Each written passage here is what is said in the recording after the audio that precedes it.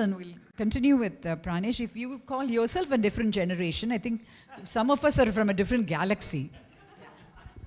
Thank you, ma'am. So hello again. Right. Can we have, yeah, thank you.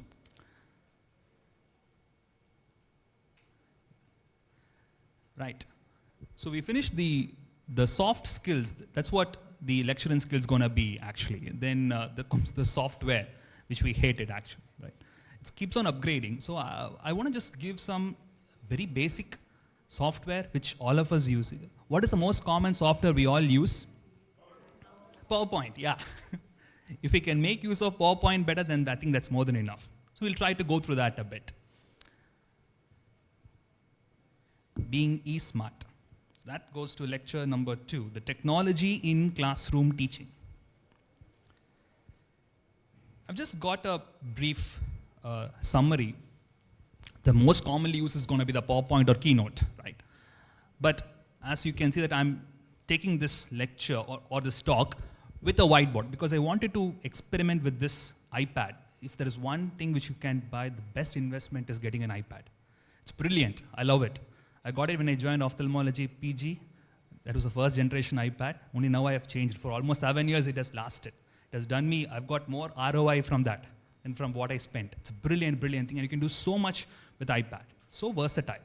So we'll focus on this slideshow part, which is the PowerPoint Keynote, which is what we commonly use. Then I'm just going to show what I'm presenting. The notability aspect, the mind maps.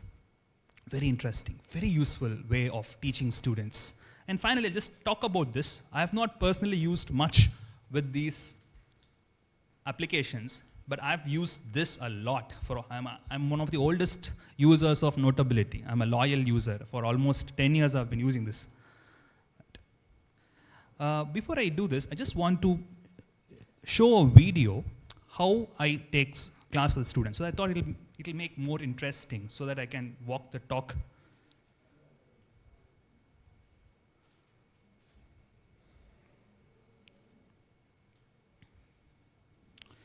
These are my students.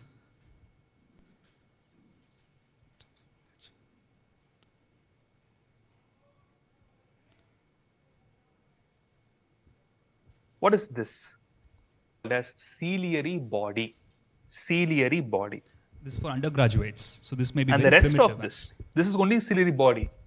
The rest is called as choroid. Choroid.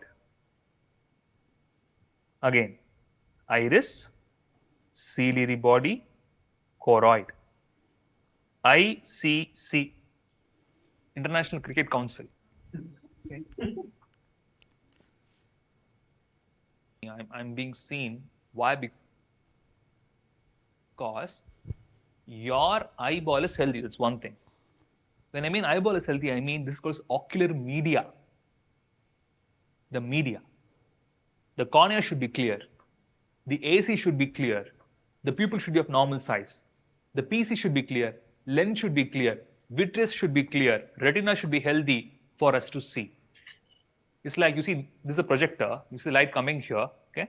Now I'm going to stand there. What I'm doing? Waving my hand. What is casting back? That's a shadow. So I'm a media opacity. I'm a media opacity. I can be a cataract. I can be a vitreous hemorrhage. I can be a corneal scar. So I am standing here, obstructing the pupil is there. Go through the pupil. I'll hit the lens. Kick the lens. Where it will go and fall? Vitreous cavity. Good. So now this is iris, the pupil. So what is this called as? This room is called as? In front of the iris? Antechamber. Now this room is antechamber. Okay. This structure, which arches, what is the structure is called as? Cornea. You get this picture? This picture is very important. I'll keep on referring to this analogy over and over again. Right. Good. Just want to show a small glimpse of how I teach the students there. It might look very basic, but the whole point is trying to engage them, trying to use elements of elocution or oratory there, and trying to make these analogies. The first thing I will say is whenever I teach optometrists, nurses, for almost 6 years at Aravind, whenever I take class on anatomy for my nurses, I will say, imagine this room. This room, you have a big ball in the center. Now, imagine that. The big ball is the eyeball. What is this room is called as? It's called as the orbit. So for my medical students, I'll just go back there and say, that is a very strong wall. That is the lateral wall. Very hard to break. But I come here and say, this wall, it's like a very weak wall. I can easily knock this out. This is the weakest wall, the medial wall. It's like a paper-like wall, lamina papyracea. The whole point of what I'm trying to say is bringing this house, bringing the existing props into lecturing. It's a theater art, but really works. Right. Coming back. So what I do is whenever I start my class, the first thing I do is I give this website. So they go like, oh, this guy has a website. But it's not a website at all. It's a very simple to make LinkedIn profile, which all of you can make. If you can create this one, this kind of adds more to your aura as a teacher.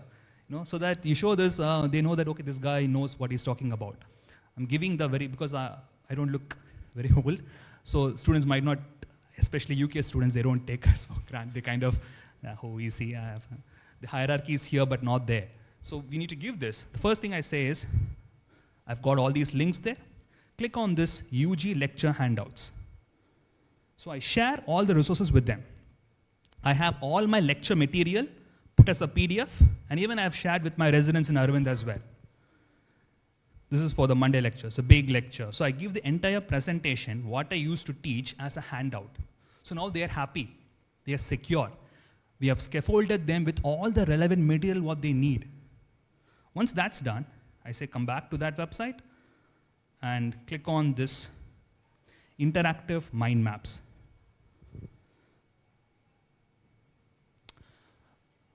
The best way to learn any medical science is to use mind maps. Please, how many of you have used mind maps? Please use mind map. It's like a Zen exercise.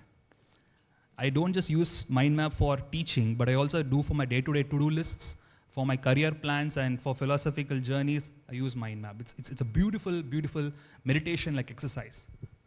This is one of the things I share with my students. For example, acute red eye. I use an application called X-Mind, which is free to use.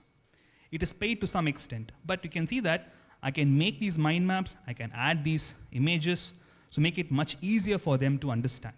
Right? I shared this as a PDF. So using mind maps, X-Mind is a brilliant, brilliant software.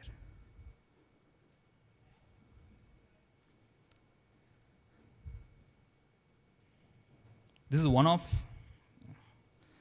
the mind map which I made for a presentation at Moorfields. I made these mind maps, copied this particular part and put it on a slide. Look how aesthetic it looks. It looks much better than the conventional PowerPoint what we are using. How we can describe a paper. So I've put a paper there and what he has described it. Looks neat. Looks like the way how we think. We all think from a mind map perspective. I know that students still will not be able to get this because they might feel that it is too much of information. So what I did was I uploaded that mind map to online, and now they can navigate this. It's a brilliant, brilliant collaborative tool. I put this mind map. Now students, I will say, can you go and find where the scleritis is? Now they can navigate by themselves, and they can find where the lesion is. And they can even add points to this mind map. These are ones what my students added.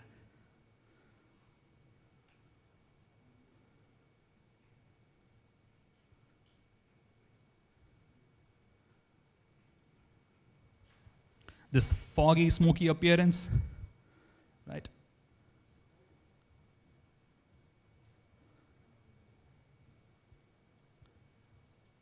I give them this. Now this will be their lifelong tool for learning. This is one of my students wrote. So they can add to this. It's like an open source, right? Yeah, right. I won't write this, but they do that because for them to understand. So Xmind or any mind mapping software is a great tool. Notability is something which I'm just showing you, demonstrating how the versatile Notability is. This is the software. So everything I make my notes on Notability. I upload my ebooks and make notes on the ebooks on Notability. Such a useful tool. It is paid, but it's really useful. I make handbooks for my patients on Notability. And I take this as a PDF and I give them, I print out and put it on the outside of my cubicle proudly. The doctor, oh, this guy has written a book, huh? Not at all a book. Okay. Just some drawings. But yeah, just to give you that appearance that you have done something. Finally, before we end this,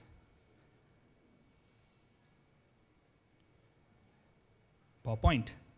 Just quickly say, do you think this is a good slide? It's very commonly put slide, right? It's most commonly seen slide. This one? Better? Better than compared to this wordy slide? How did I make from here to what is the transformation? Very simple. Copy this, put it on the presenter notes. Pick the relevant points what we want to make and put it here. Right? So filtering, taking only the relevant words and putting it on the main slide. So when we present it on a presenter mode, we can see this, but the audience will only see this. It's much sophisticated, right?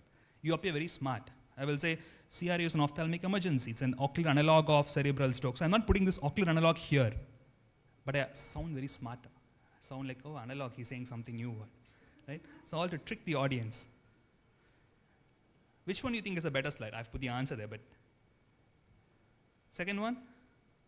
Yeah, no, agreed? How many of you say second one is better slide? Yeah. What I've done is I've just taken this photograph, blown it up, and added elements to this.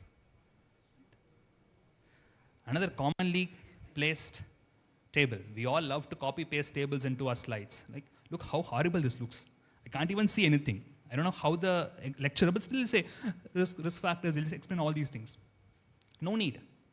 Take this, it takes some effort, but it is worth it. Put it as a mind map. Put it as a flow chart.